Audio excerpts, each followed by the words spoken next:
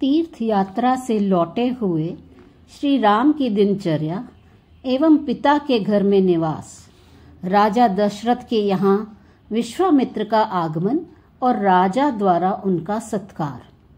श्री वाल्मीकि जी कहते हैं, भरद्वाज, जब श्रीमान रामचंद्र नगर को लौटे उस समय उनका स्वागत करते हुए पुरवासी जन उनके ऊपर राशि राशि पुष्प बिखेरने लगे। उस अवस्था में जैसे इंद्रपुत्र जयंत अपने स्वर्गीय भवन में प्रवेश करते हैं, उसी प्रकार उन्होंने अपने महल में प्रवेश किया।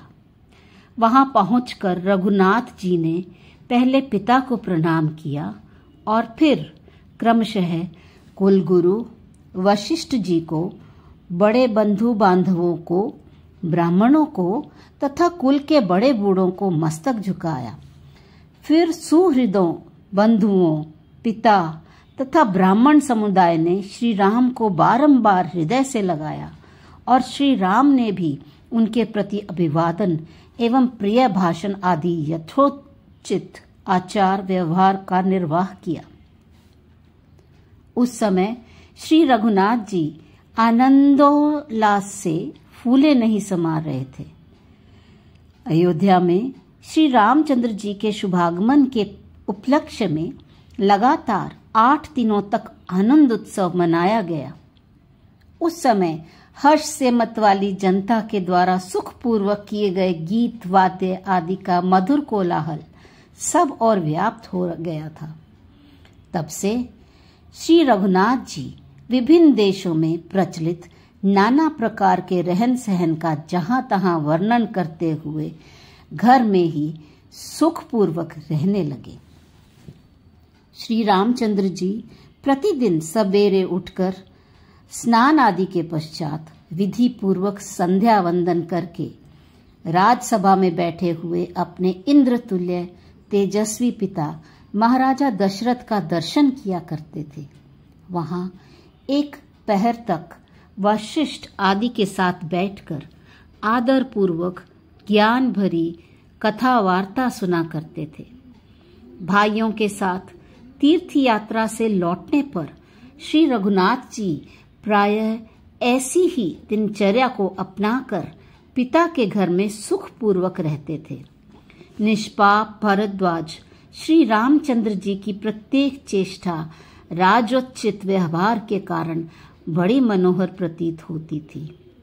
वह सत्पुरुषों के चित्त में चंद्रमा की चांदनी के समान आह्लाद उत्पन्न करती थी। सभी उसकी भूरी भूरी प्रशंसा करते थे तथा वह अमृत रस के समान मधुर, सुंदर एवं कोमल होती थी। ऐसी ही चेष्टा के द्वारा वे दिन व्यतीत करते थे। भरद्वाज तदंतर जब श्री रघुनाथ जी की अवस्था 16 वर्ष से कुछ ही कम थी, शत्रुघ्न और लक्ष्मण श्री रामचंद्र जी का निरंतर अनुसरण करते थे। भरत सुखपूर्वक अपने नाना के यहाँ विराज रहे थे।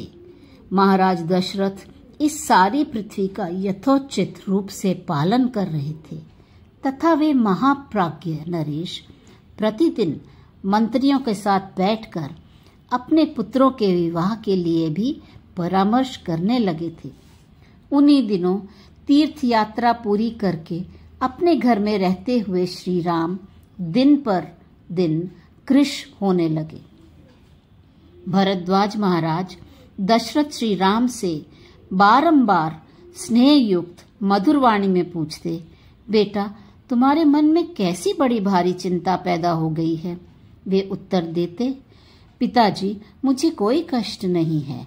इतना ही कहकर कमल नयन श्री राम पिताजी की गोद में चुपचाप बैठ जाते थे।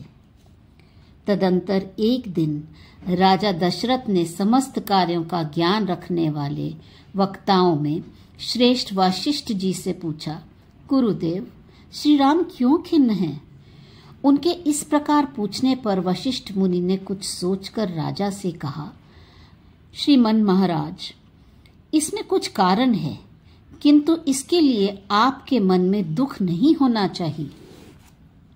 इसी समय महर्षि विश्वामित्र अयोध्या नरेश दशरथ से मिलने के लिए वहां आए। उन दिनों धर्म कार्य में तत्पर रहने वाले उन बुद्धिमान महर्षि के यहाँ एक यज्ञ हो रहा था।